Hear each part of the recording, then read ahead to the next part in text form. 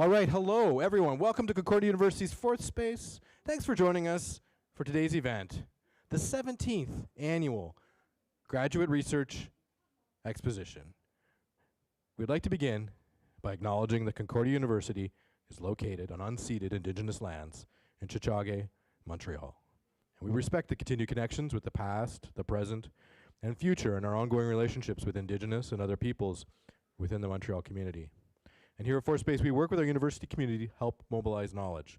We co-create daily activities that are examining research questions and projects, things happening all across the university. Now, we're running today's event as a live stream, both to YouTube and as a Zoom meeting. For those of you joining us via Zoom, any comments or questions, just pop those into the chat. Those of you here in the space, just invite you to kind of come up closer and have some, just get closer, take up this space in the front here so everyone can, has an audience to talk to. And finally, it's now very much my pleasure to hand the microphone over for some words of introduction to our professor in marketing here at John Molson School of Business, Dr. Linda Dyer. Linda, it's so great to have you back. Thank you so much, Doug, and hello to everybody. So here we are, the Annual Graduate Research Exposition, number 17. I want to welcome everybody in the room. I want to welcome everybody who is on Zoom now, being live streamed. This is our flagship event for our research graduate programs, and it is so exciting to have our students here talking to you about what they have been doing.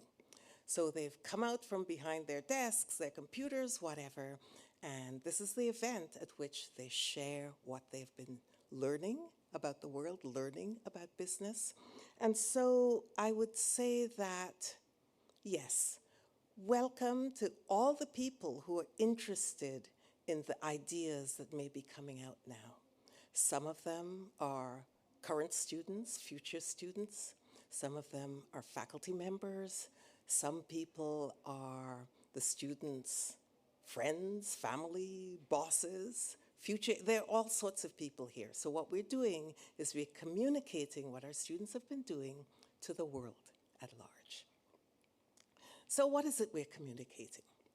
The students are going to focus on the relevance and significance of the sorts of research that they're doing. They're going to try to communicate their findings with clarity and engagement. They will be looking at the aesthetics of how they present this on their posters. And very importantly, they will be showing you their oral skills, their skills at communicating, answering questions. In other words, what we're doing here is sharing research with the world. So what will our afternoon be like? Now that the time has changed, I can call it afternoon and not evening, yeah? We will start off with a set of elevator pitches. So each student is going to come out and he or she will say their name and will tell you in less than 1 minute what their poster will be all about. After this, we have the in-person judging.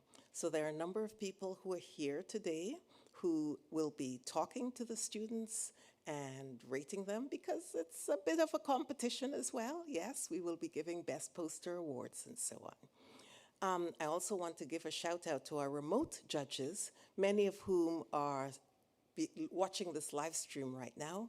We do have judges from elsewhere in the world who've been looking at posters and giving us their evaluation of the posters as well. So we thank our judges, both here and the ones who are online right now. Okay, so the pitches will happen, your name, your description of what you're doing, less than a minute. I will ask the audience to leave your applause till the end so that after that, we will talk about the rest of the day. And so I will stop right now and I will ask the students to begin.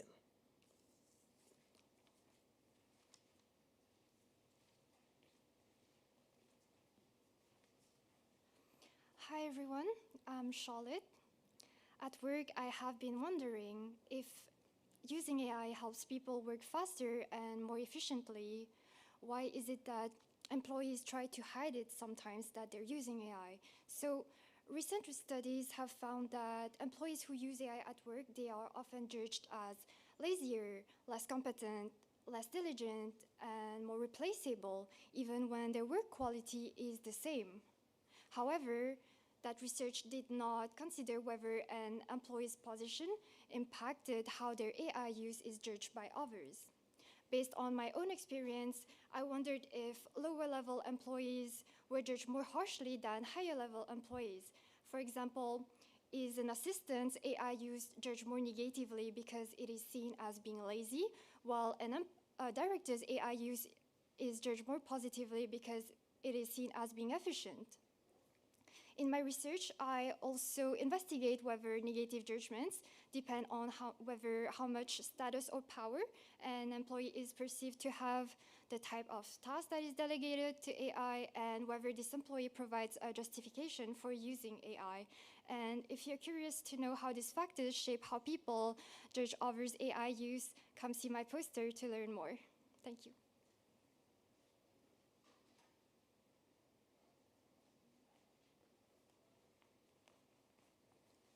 Let's imagine a leader. Who do you see? A man in his 40s or 50s? Not a young woman, right? Young women are always perceived as incompetent, then it's time for kids, and then it's just too late. They're never the right age. My research examines how hiring professionals will evaluate identical candidates by testing My research will explore this phenomenon by knowing how hiring professionals will evaluate identical candidates that differs in age and gender. We expect to find that young women will be perceived as less competent, having less leadership potential, simply because they do not fit in the traditional image of a leader. My name is Eva Cassis, and this is what I and many other women have experienced firsthand. So, next time you imagine a leader, who will you see?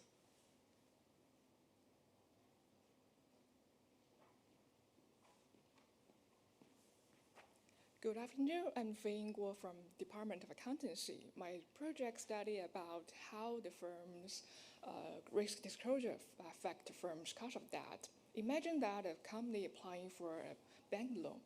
The same disclosure can deliver two different signals at once. A clear and structured disclosure can make the bank lower their debt because they trust the firm more, while at the same time the specific disclosure content in the same disclosure can make the bank increase their interest rate. So here I use the large language model to separate how the firm communicates from what risk is actually reviewed. My hypothesis is simple. The risk behavior, disclosure behavior will lower the cost of debt, but the risk content itself will increase it. Thank you.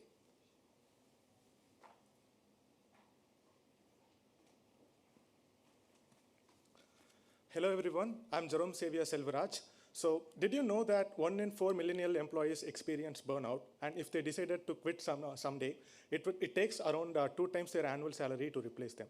So my research asked a simple question: can everyday coaching behaviors bring down this link between the burnout and withdrawal? So I surveyed around 152 employees in Canada, and I surveyed them like twice, once month apart, it turned out that burnout was quite persistent, and coaching did not magically erase it, but coaching did played an important role. So what it did was, when people felt they are more coached, their work stress as well as the withdrawal behaviors were less likely to be carried over from 1 month to the another. So I believe that my research serves as a pragmatic assessment to show managers whether what their coaching can and cannot achieve. So thank you so much.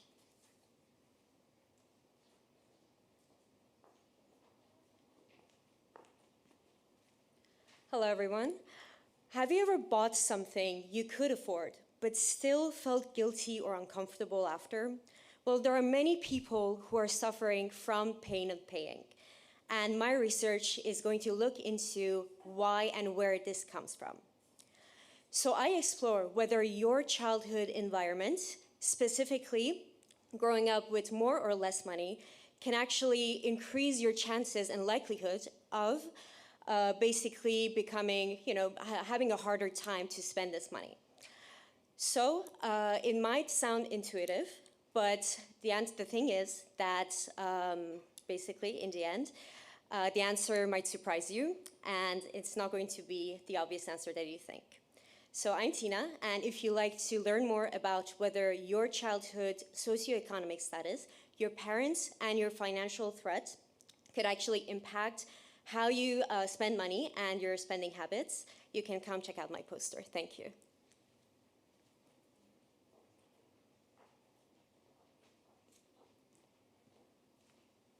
Hi, I'm Joseph Chen.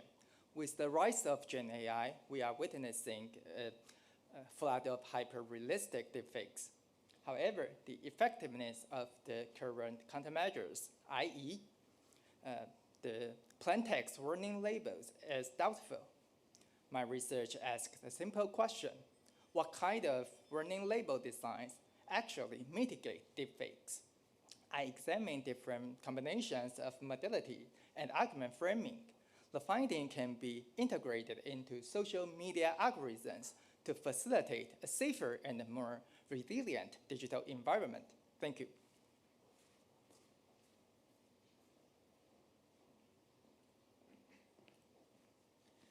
Have you ever wondered whether a higher level of education makes you a better leader? Many organizations assume that education and leadership are intrinsically connected. So my research tested this hypothesis by examining 209 managers, evaluating what affects their intentions, assumptions, and behaviors regarding transformational leadership, a leadership style known for developing, encouraging, and motivating teams and individuals alike. Surprisingly, I found that education is not a strong predictor for transformational leadership behavior. In fact, it was professional experience. This suggests that rather than learning leadership through a classroom, it is real-world leadership exposure. If this subject interests you, I would love to have a chat with you. My name is Johan.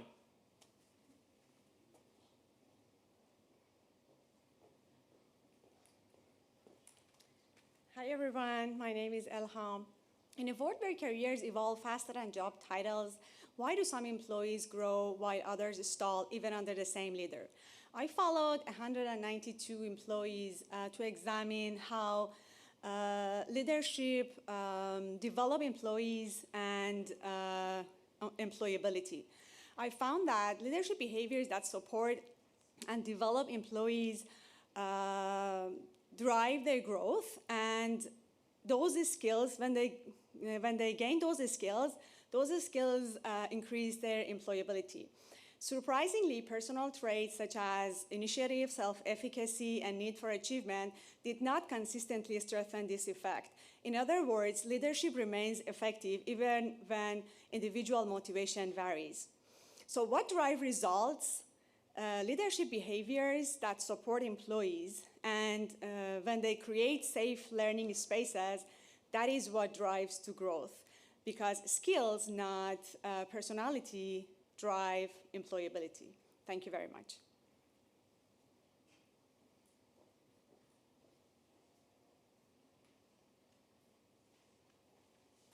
Hello everyone, I'm Hassam Ahmed. I'm a PhD student in the Department of Accountancy. We hear today in the news companies debating how far or whether they should go towards sustainability in their growth. But this same debate is happening at the startup level. And for startups, this isn't an easy task. My research goes into the story of a lot of startups that decided to take it upon themselves to learn, educate themselves, and try to incorporate sustainable practices in their business operations. But this same opportunity seems to act as a barrier to entry, as I discovered. So I thank you for your time.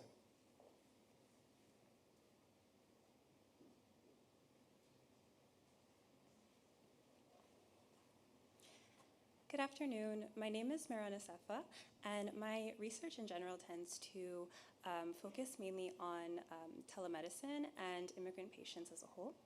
Telemedicine has been applauded as a way to expand healthcare accessibility, especially since the COVID-19 pandemic. However, within that context, we tend to ignore equity and inclusion when we're talking about specifically healthcare accessibility. So my study today is centered on examining the challenges that arise throughout healthcare services and how these challenges, specifically in the context of clinics that service English-speaking first-generation immigrant patients. It's still in progress, therefore the preliminary findings are showing us there seems to be a misalignment between the person and the actual service itself, the technological service, and this can manifest as linguistic, cultural, as well as just workflow and technological misalignments. I hope to see you at my poster and for you guys to learn a little bit more. Thank you.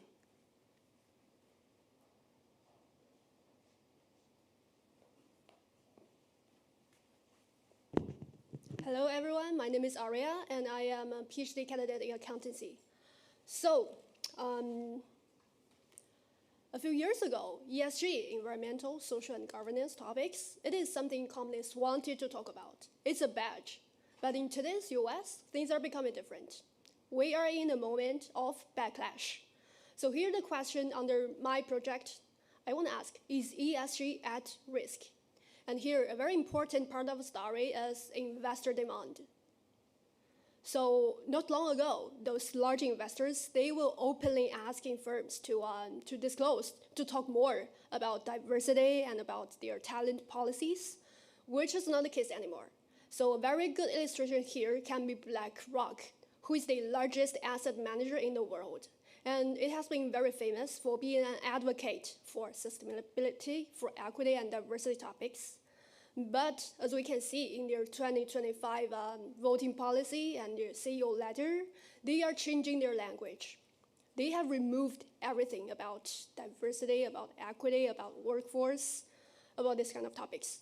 So this shift matters. Why? Because if a lot of those large influential investors, they decrease the demand, they become silent. So what will happen on the firm side? So this is my research question. I want to ask, under such an age of backlash, will firms, will they actually do less about diversity and equity? Or will they talk less about it? Or is it possible they do both? Or will there be any possibility there is a decoupling between what they say and what they do? So this is my research. I'm Maria. If you're interested, I really invite you to stop on my poster and talk with me. Thank you.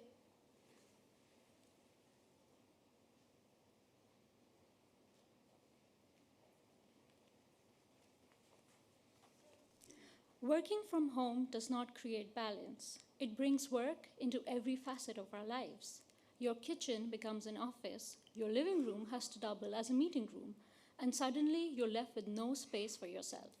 I'm Anusha and I study how working from home is quietly reshaping family life. My research shows that when work enters the home, spaces become contested sites, routines are regularly disrupted, and roles begin to shift. If you have felt this change or want to understand more about it, then please drop by poster goal 5 and let's talk. Thank you.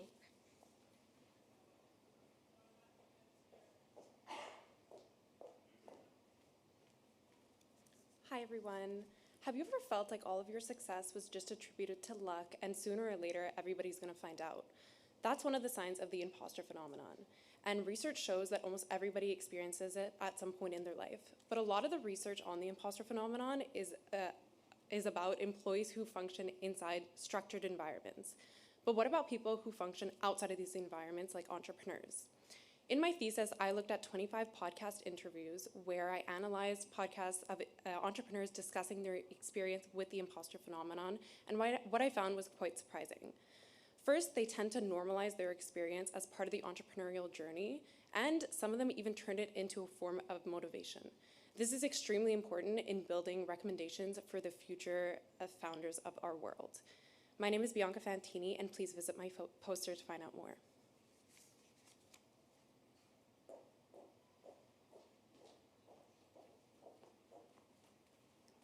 Good afternoon. My name is Abby Golub. the Government of Canada collaborated with Canadian banks and activists to respond to the Black Lives Matter movement. They created the Black Entrepreneurship Program, which includes direct loans to entrepreneurs, funding for NGOs supporting entrepreneurs, and research. My research focuses on support. How do organizations support entrepreneurs from historically marginalized communities, and what works? What I discovered in my research so far are 3 approaches. I call them give fish, lead to water, and make a place. Come check out my poster and play a game to learn more about these approaches and supporting entrepreneurs, with, providing them with resources throughout their journeys. Thank you.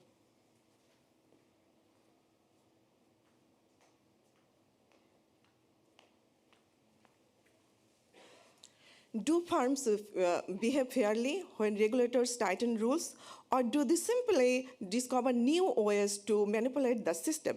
That's exactly what my research asks. Hi, my name is Sonia. Using a recent standard update and difference approach, I find something interesting. Instead of reducing overall manipulation and improving transparency, some firms shift towards alternative ways of manipulation. That means when regulation closed one door, managers may have opened another. Feel free to stop by and learn more about it. Thank you.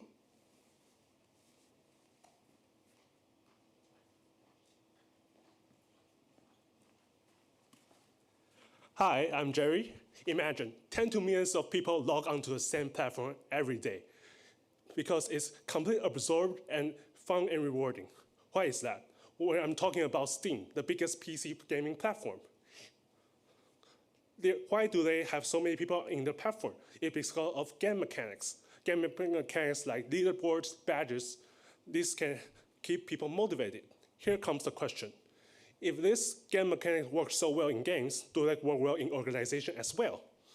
My research looked at how organization contexts shape employees' response to gamification and how the unintended consequences that can emerge. My preliminary finding shows that fairness and leadership can either support engagement or create pressure and disengagement.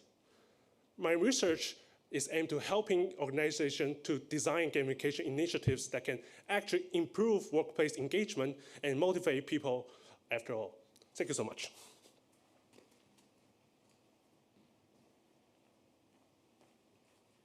Hi, my name is Lucia, and climate change and food security has been a big problem around the world, and aquaponic greenhouse is a promising solution. However, consumers are skeptical and misinformed about aquaponic produce. So you can come check out my poster later about solutions to fix consumers' perception and increase purchases for aquaponic produce. Thanks so much.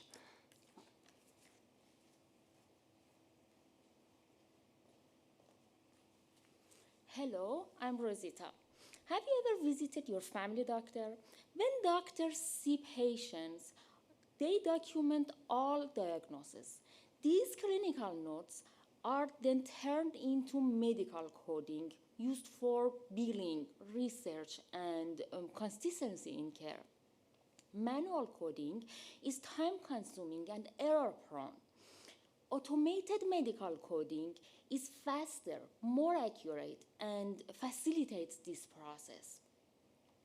However, automation typically requires training data, while LLMs can perform this task without it.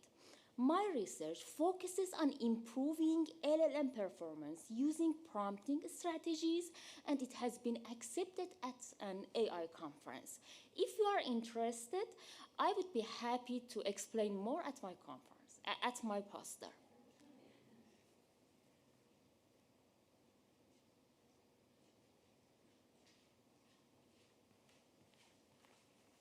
Imagine receiving a notification from your proactive AI assistant saying your meeting with your boss starts soon, you are at Cafe Crew, and usually when you are there, you lose track of time. helpful, but a little uncomfortable, because to say that AI must analyze your email, calendar, location, and past behavior. Hi, my name is Nikki, and my research studies this tension. The idea that more proactive AI can also bring more privacy worries. I study whether the benefits of proactive AI are worth the privacy risks, and how better explanations, regulations, and trusted providers may reduce those concerns. Thank you.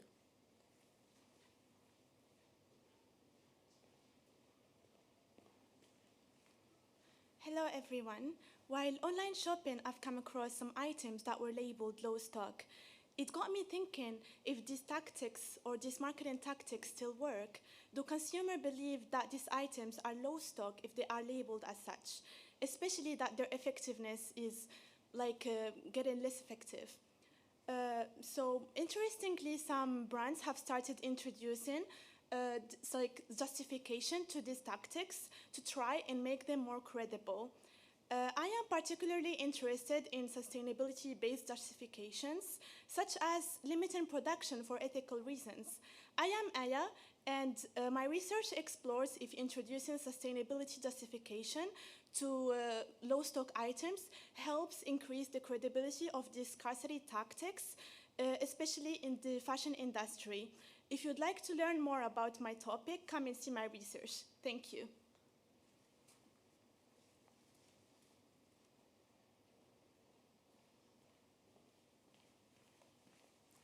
Good afternoon, ladies and gentlemen.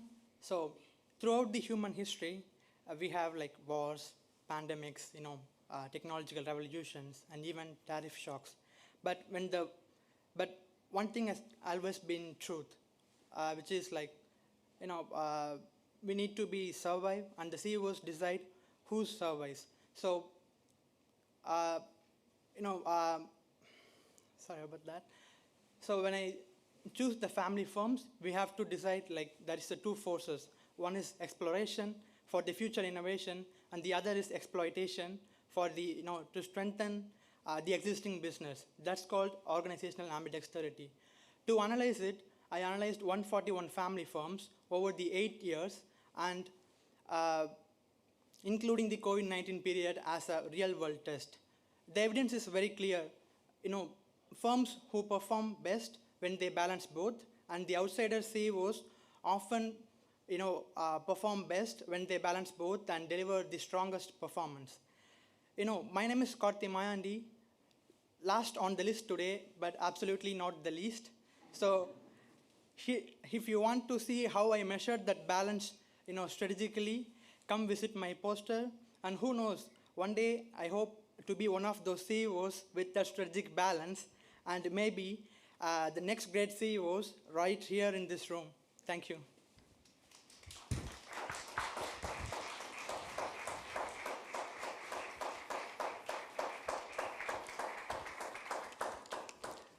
Thank you so much. Now, our students very rarely get the opportunity to have these conversations with anybody who isn't their supervisor or committee member on their thesis committee. So we really, really are happy that so many people are here today, both the judges and the audience in general, to talk to the students and get them to tell you more about what is really exciting and useful about their research. So the next phase of the afternoon is going to be walking around, looking at the students, posting posters, and having these conversations with them. I encourage you to do so, and I also encourage you to look and see which are the posters that excite you most, which are the conversations that you thought were interesting, and vote for your favorite. So there's a ballot box near the front where you'll be able to drop off your ballot. Try to see as many of the posters as you can before you drop off your ballot, but drop off your ballot, and this also will be a potential prize winner for a couple of students here today. Okay, so this comes to the end, I believe, of the live stream. I want to say that there will be a continuation for those of you who are interested, and you will learn more about it from our recruitment officer, because many of the people here on stream, online, are new students or people who are interested in becoming new students. And so I will leave that aspect right now for the online people. And I will say to those of you who are here today, welcome, enjoy, chat with our students, learn from them, and they're going to learn from you as well. So that's it. Take care. Enjoy the rest of the afternoon. Thank you, Linda. Professor in management, by the way. Thanks everyone also for joining us on the line. We're going to close up the live stream to YouTube, and this will remain available on our YouTube channels. You can revisit it, and you can share it from there. And those of you on Zoom, stick around. If you have any questions, have any comments, things you'd like to share, we've got the officer from the Graduate Student Recruitment and Marketing at JMSB, Christopher Wise, in the Zoom, ready to field any questions, as Linda just mentioned. And we're going to transition to the posters.